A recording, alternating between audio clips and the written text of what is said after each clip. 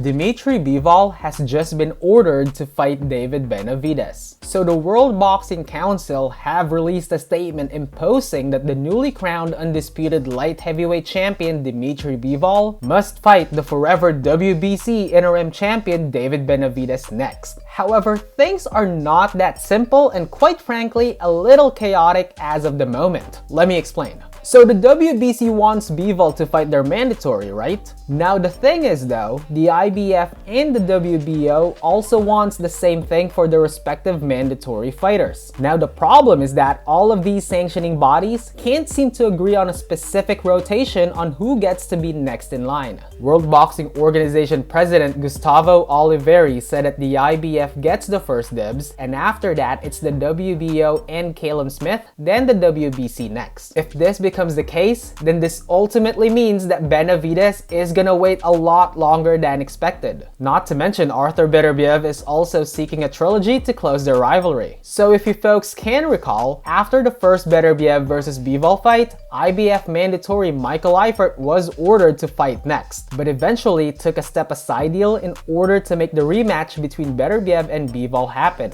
Fast forward to now, and we're back in the same scenario, and unless Turkey Alashek pays off all of these sanctioning bodies to once again step aside in order to squeeze Beterbiev in line, then Dmitry Bivol's next opponent remains uncertain. Now, assuming Turkey Alashek will once again finance and sponsor Bivol versus Beterbiev Part 3 and basically pay off everybody to step aside, then that would be the most simple route in order for Bivol to keep all the belts. But if Turkey decides not to back it up financially, then Bivol will most likely go through his mandatory list. Once again, based on the rotation that the WBO has provided, Michael Eifert and Callum Smith are ahead of David Benavidez, and unless Benavidez can pay off the first two and give them a step aside deal, then Benavidez will need to wait a little longer. On the other hand, if Bivol doesn't want to fight Michael Eifert or Callum Smith and a Beterbiev fight is also not on the table, what he can do is vacate those titles, but eventually causing the belts to be fragmented in the process. Now this would mean that by the time he ends up fighting Benavidez, they'll basically just be fighting for the WBC and the WBA belts, causing Benavidez to lose this opportunity to be undisputed.